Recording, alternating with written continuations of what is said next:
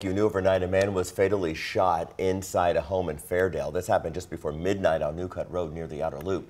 Police say when they found him, they tried to treat him, but he died on the scene. As of right now, they don't have any suspects. If you have any information, you're urged to call the LMPD tip line at 574-LMPD. You know you don't have to plead guilty to anything today? Yes, sir. I'm aware of that. It's your choice? Yes, sir. You're pleading guilty because you committed these crimes? Yes, sir. Former Clark County Sheriff Jamie Knoll has pleaded guilty to 27 charges, admitting to spending taxpayer money on high-end vacations, college tuition, and antique cars. Jim Stratman is live for us this morning in Clark County with some details here. And we do want to note that Knoll did not plead guilty, Jim, to all of his charges. No, that's right. He pleaded guilty to 27 out of the 31 that he was facing. Those included charges of theft, tax evasion, and money laundering. The 4 that he did not plead guilty to as part of this agreement were the ghost employment charges that he was facing. Now, Knoll was accused and now has admitted to using credit cards from the Utica Township Volunteer Firefighters Association to rack up millions of dollars worth of charges on personal items. Now, again, he was first arrested last November. He's already served 60 days in jail at this point on a contempt of court charge. He will be credited for those days served, and Special Prosecutor Rick Hurdle said after the hearing yesterday that he's proud of the potential 15-year sentence that was worked into this plea agreement. But he said he also understands why some people want Knoll to serve a longer sentence. And then you're saying, Hurdle, what are you doing? He pled guilty to all these. Why can't you just stack, stack, and stack? Well, there's provisions within the state of Indiana that does not allow for things to be consecutive to one another. Hold on.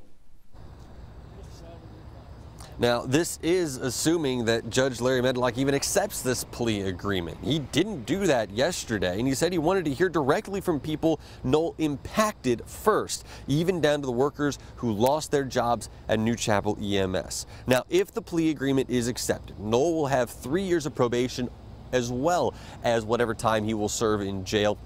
Plus, he'll have to pay some extensive restitution. That includes more than $3 million back to the Utica Township Volunteer Firefighters Association and $35,000 to Indiana State Police for the cost of storing the evidence like luxury cars and kitchen appliances. Now, Judge Medlock says that if you were impacted by this Knoll case, he wants to hear from you, and you should call the Clark County Prosecutor's Office. You can give them their statement, and even sign up to maybe even speak in court. He wants you to go ahead and do that, and if you are interested in signing up and in calling the prosecutor's office, we will have a phone number for you on our website, WHAS11.com. Eric, Grace. Jim, thank you. Now, Knoll's estranged wife, Misty, and his daughter, Casey, are both facing related theft and tax evasion charges. Well, yesterday, the judge said their cases cannot be combined unless they come to an agreement of some sorts on some specifics related to the jury. If they can't agree, Misty's trial would be held first. Trials for both are scheduled for the end of October. 2 other people accused of accepting gifts from Knoll were ordered by the judge to not have any contact with others who are connected to the case. Do not do anything stupid. Do not try to deceive me. Do not try to defy me. In court yesterday, Judge Medlock had some serious words for Clarksville police officer and Clark County Council member John Miller and former Clark County Councilwoman Brittany Foray. They're charged with official misconduct for allegedly voting on New Chapel funding without disclosing a conflict of interest. Both pleaded not guilty and are out of jail on bond. To read more about how Jamie Knoll spent Utica Township funds, click on the Focus Investigations tab on the WHAS11 homepage. An LMPD officer accused of theft and official misconduct will face a judge for the first time today. Officer Javar Downs was arrested Friday after the department received a complaint from somebody that he arrested Wednesday. According to his arrest citation, Downs unlawfully took $4,000 from a person he arrested while on duty. Downs was placed on emergency suspension, and according to a statement from the LMPD, Interim Chief Paul Humphrey has begun the process of terminating Downs from the department. Downs is also one of 3 officers who failed to activate their body camera during the high-profile arrest of world #1 golfer Scottie Scheffler. Downs is due in court at 9. After weeks of concerns, people living in the Highlands are taking safety into their own hands and meeting with city officials. The District 8 Advisory Board met with Councilmember Ben Reno Weber and LMPD officers yesterday. It's the first meeting since a violent triple shooting on one of the most popular bar corridors. People at the meeting told us they feel the neighborhood has changed.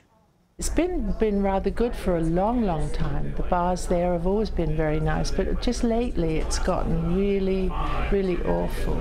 And we're all very, our people, our citizens, our kids, just people going out for dinner, people taking a walk. It doesn't seem safe anymore, and that's not good for a community. LMPD has increased patrols in the area of Baxter Avenue and will look for nuisance offenses like open containers. There are also new surveillance cameras in the area. A group investigating JCPS and looking into whether the district should split up the district or the district should be split up is hosting a meeting in Louisville tonight. It's the first time the JCPS task force will meet in the metro. Its previous meetings have been held in Frankfort. The group plans to talk about ways the public would like to see the district improve, and you are invited to attend. It's at Central High School from 5:30 until 7:30. And JCPS parents can now sign up for a gas stipend for students and families who lost bus transportation this year. The district says instructions will be sent to those who qualify. They'll get $5 a day or $10 for families who get free and reduced lunch. The stipends will be calculated based on the number of days a student attends school each month. Checks will go out in groups starting the week of September 9th. All initial payments are expected by September 26th.